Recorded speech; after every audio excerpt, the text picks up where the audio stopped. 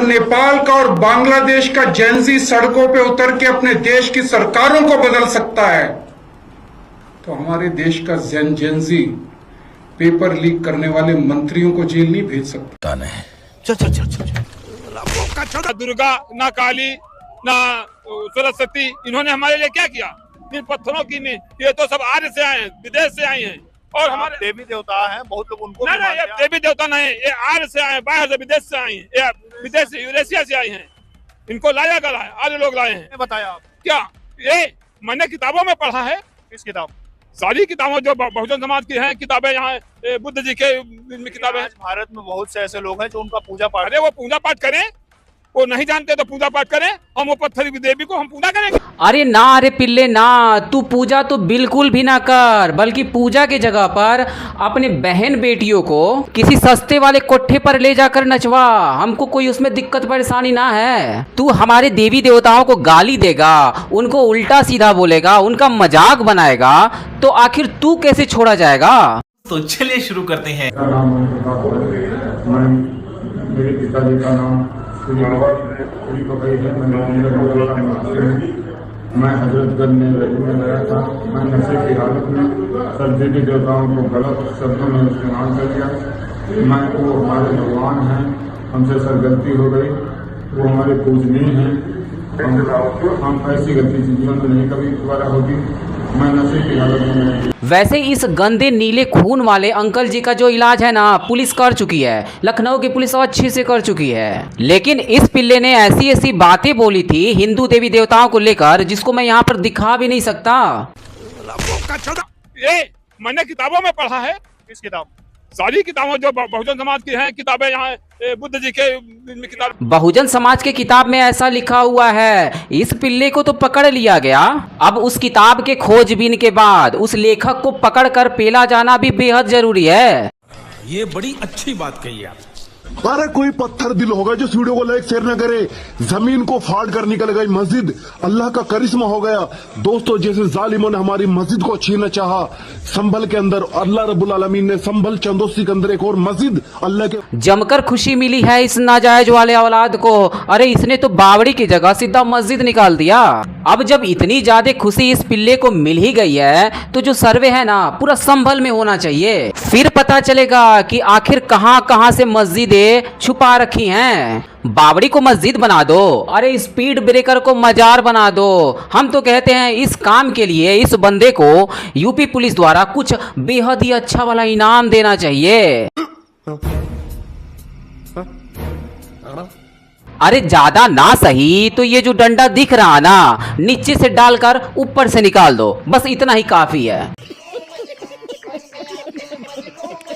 भाई अब जब विष्णु जी आएंगे तो कहां आएंगे, अवतार कहां लेंगे? इसलिए कि कल की पुराण में लिखा, पुराण में कई जगह लिखा है कल की अवतार आएंगे, कई सारा मंत्र है।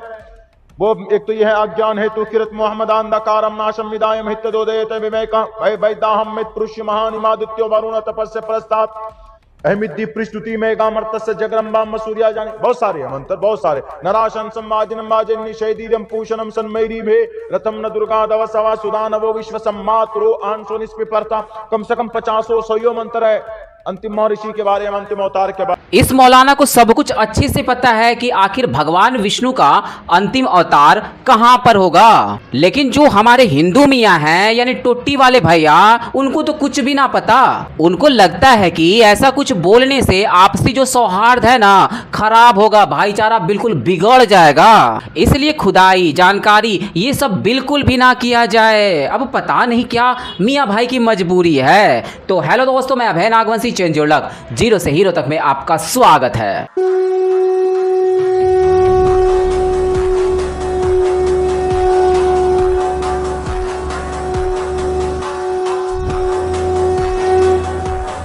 बहुत सारे गरीब, शोषित, वंचित, पीड़ित लोगों के लिए बाबा साहब भीमराव अंबेडकर जी भगवान रहे हैं, और आज भी घर घर गांव-गांव उनको पूजा जाता है।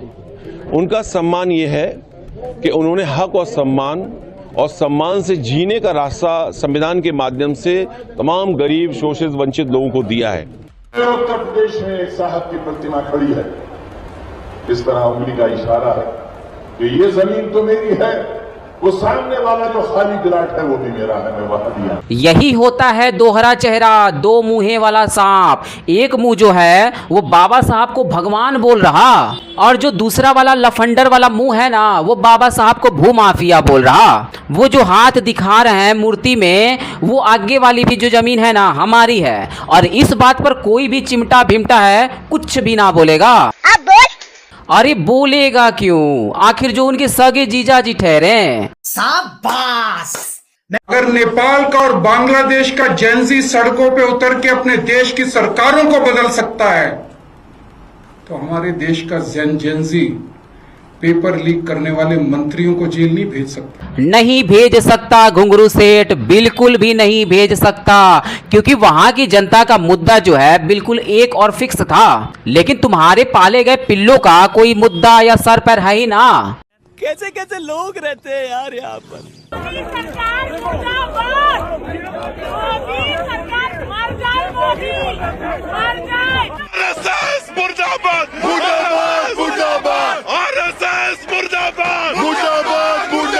नरेंद्र मोदी इस्तीफा दो, अमित शाह इस्तीफा दो, हमें क्या चाहिए? आजादी। अरे कैसी आजादी? अरे मोदी सुन ले, जय भीम, जय भीम, जय भीम। अमित शाह सुन ले, जय भीम, जय भीम, जय भीम। अमित शाह सुन ले, जय भीम, जय भीम, जय भीम। तो योगी सुन ले, जय भीम, जय भीम, जय। देख लिया ना घुंगरू सेठ, अपने पालतू वाले पिल्लों को किसी को आजादी चाहिए, किसी को आरएसएस से परेशानी है, किसी को मोदी जी को मारने की दुआ करनी है, और यही है असली वाले तुम्हारे वाले जेंजी। इनको सिर्फ लंबा वाला लट चाहिए, तब जाकर ये लाइन पर आएंगे कि ना ना ना ना ना, हमें तो धर्मेंद्र प्रधान जी से इस्तीफा लेना था। लेकिन जो हमारे दिल में था वो पता नहीं क्यों अचानक से बाहर निकल जा रहा। बाकी सब ठीक है, लेकिन यहाँ पर ये जय भीम क्यों हो रहा था? मोदी सुन लो, योगी सुन लो, अमित शाह सुन लो, जय भीम। क्या लगता है उन्होंने कभी जय भीम का नारा सुना ही नहीं क्या? अभी कोई बीच में घुसकर जय नकुल, जय सहदेव या फिर जय अर्जुन कर देता तो फिर खत्म। खालिद को जानते हैं? हाँ। Umar Khalid supporter? Yes, I am Umar Khalid supporter. I think Umar Khalid is a better man than any of the people running CJP, and he is like a better man than 99% of the people in this. इस मदरसा छाप को धर्मेंद्र प्रधान का इस्तीफा चाहिए। ये जो है ना उमर खालिद के सपोर्टर है। वैसे यह सब बातें केवल और केवल भारत में ही पॉसिबल है। एक बंदा देशद्रोह के चक्कर में जेल में बंद है, उसका सपोर्ट आप सोशल मीडिया पर खुलेआम कर सकते हैं। देश तोड़ने वालों का, भारत तोड़ने वालों का सपोर्ट किया जा सकता है, लेकिन फिर भी इनको आजादी चाहिए। तो साला बहुत नीच आदमी रहे। उमर खालिद को सपोर्ट करिए, पार्टी मेरा उसके साथ फ्यूचर है। उमर खालिद ने तुम्हारी इज्जत लूटी थी क्या? तेरे बाप की इज्जत लूट, तेरी माँ की इज्जत लूटी है क्या? ये देखिए, बता क्या किया है? क्या किया? तेरी बहन की लूटी थी, तेरी बाप की लूटी थी क्या? मतलब ये देखिए इनकी जो है किस तरह से ये एक्सपोज हो रहे हैं। ये चाचा कह रहे हैं कि मैं बाप हूँ। नहीं सर अब जवाब देना पड़ेगा। इन्होंने किस तरह से, अभी एक मिनट, वो स्टूडेंट है ना, वो आपकी बेटी की उम्र की होगी, आपके बेटी की उम्र की होगी, नहीं आपके बेटी की उम्र की, तो फिर वो कैसे क्या उम्र खा शब्द?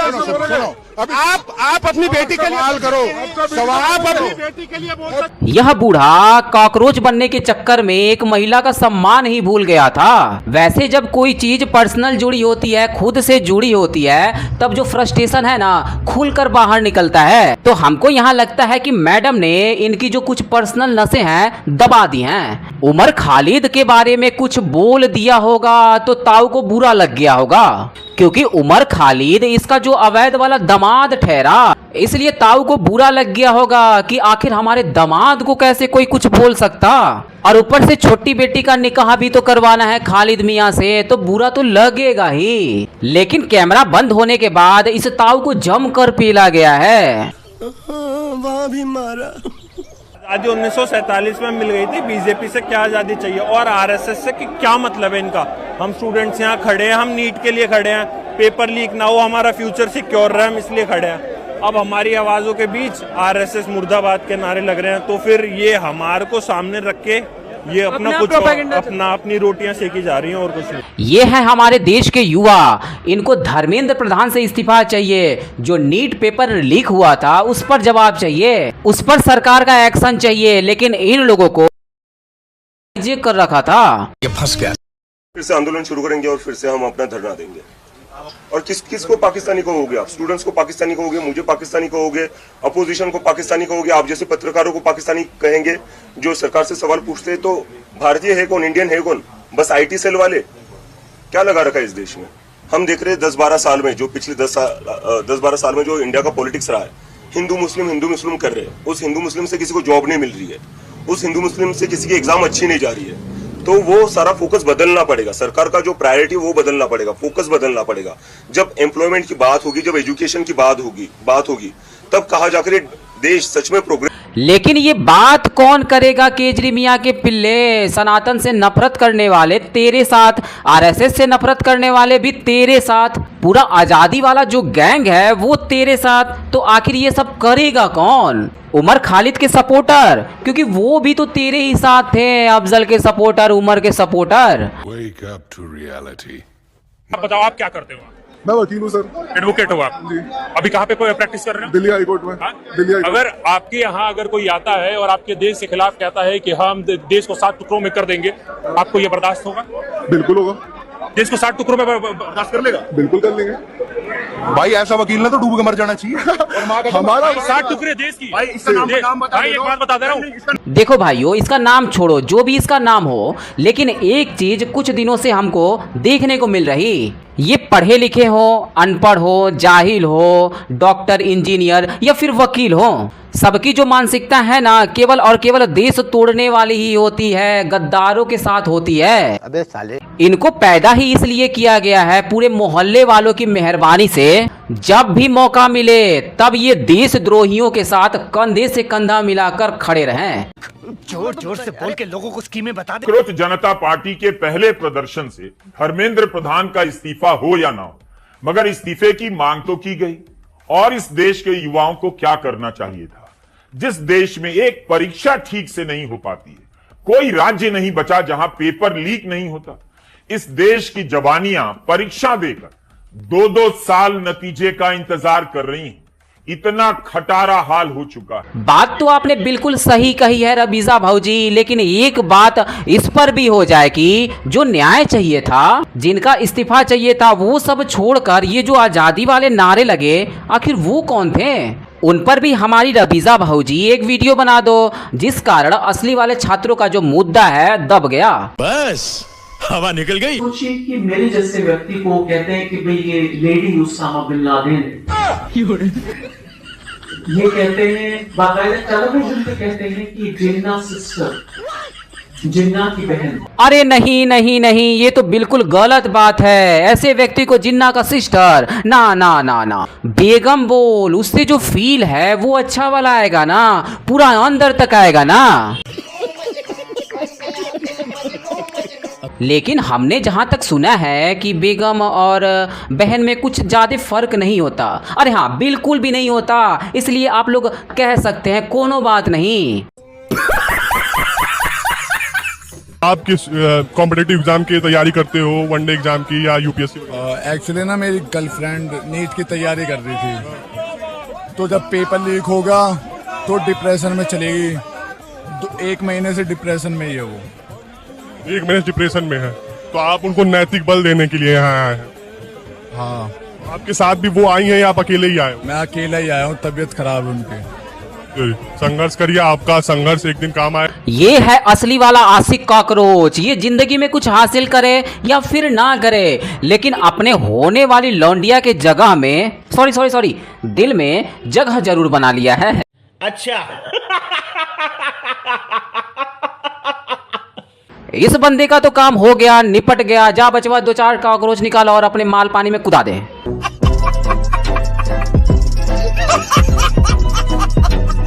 दोस्तों, तो कैसी लगी आज की वीडियो? हमें कमेंट बॉक्स में रिप्लाई करना बिल्कुल भी ना भूले। वीडियो अंत तक देखा तो उम्मीद करता हूं कि पसंद तो जरूर आई होगी, इसलिए लाइक करें और अपने दोस्तों के साथ शेयर करना बिल्कुल भी ना भूले। तो मिलते हैं आने वाले नए वीडियो के साथ, तब तक के लिए जय हिंद, जय भारत, वंदे मातरम।